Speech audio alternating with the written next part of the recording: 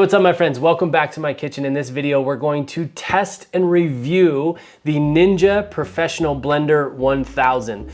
This is a 1000 peak watt blender with a 64 ounce max capacity blending pitcher. This is one of the most simple yet useful units in the Ninja blender lineup. Now I want to mention at the top of this video, this is not sponsored by Ninja. I used my own money to buy it so that I could be fair and balanced in my test and analysis of it. In this video, we're going to go through the contents of the box. We're going to go over every feature of the unit. We're also gonna test the sound to see how loud it is. We're gonna crush ice, we're gonna make a smoothie, and most importantly, we're gonna have some fun. You are looking at the entire contents of the box right here. It's a very simple setup, very simple unit. So you have the base unit. I'm gonna talk about all of the settings and the buttons and the cord and all that sort of stuff in just a second.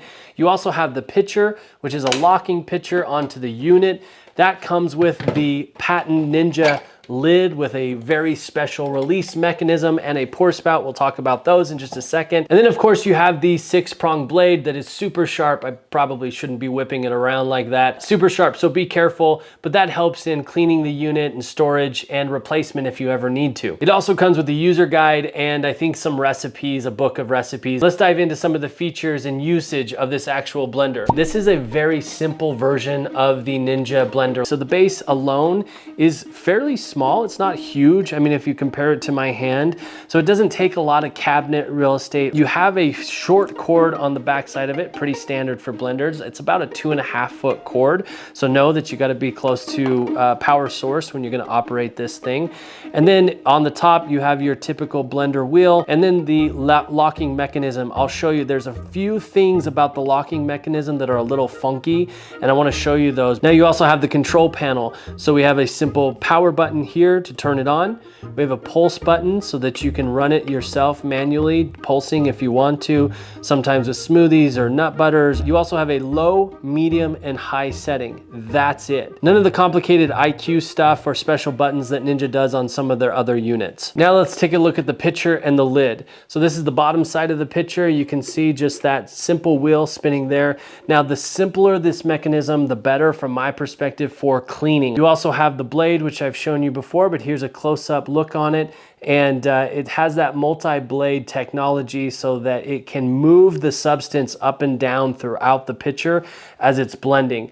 Super sharp, seems like very sturdy plastic on this thing. Now the other cool thing about the Ninja design is that the blade goes the full length of the pitcher. So of course, it locks down into the bottom of the pitcher, but if you look at the bottom of the lid as well, it has a hole for this top pin to go into. So if you've got lots amounts of ice in here or something like that, that holds that blade nice and sturdy and it's going to be able to handle more things than just that simple single blade down at the bottom. Of course, you have measuring lines on each side of the pitcher. On this side, you've got ounces and cups, max at 64 ounces, max 8 cups. Then on this side, you have 1.9 liters and you have a max of 1900 milliliters. The handle's nice and big, easy for grabbing, especially when your hands are wet and messy. The lid has this locking mechanism, which is pretty cool. Here's the funky thing. You see this little arrow right here and this little arrow right here on the lid?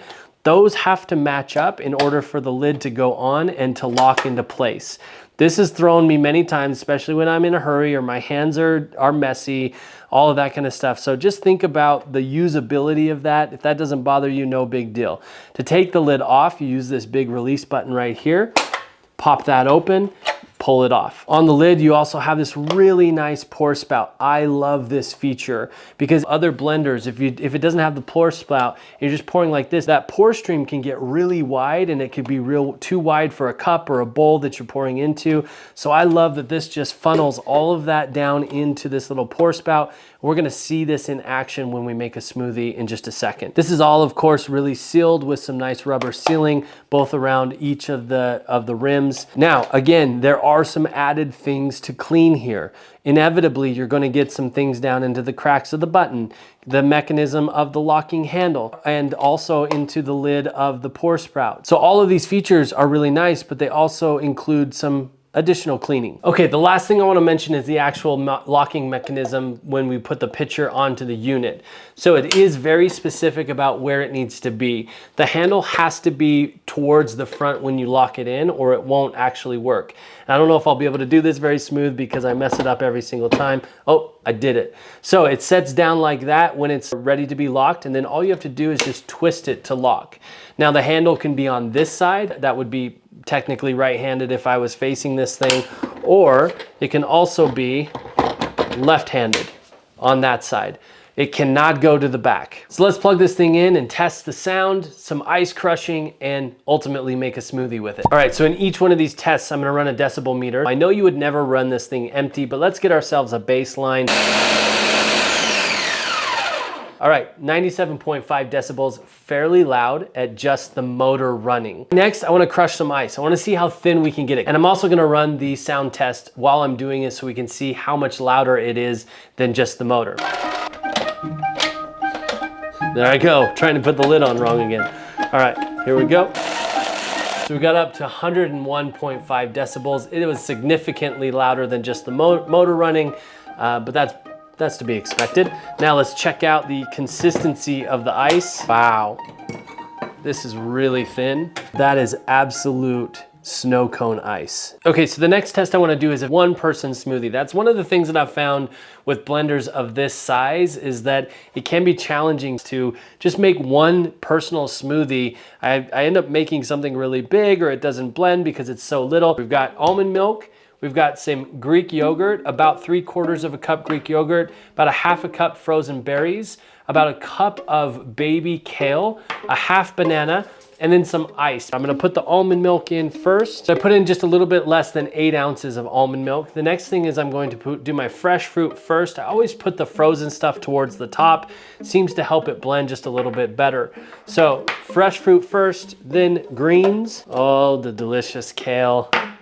Then all of my thicker substances. Then let's go to the frozen. So let's get the berries and the ice. So this is my recipe for about a 16-ounce smoothie. Let's pop the lid on here, and I'm just gonna hold it on a pulse.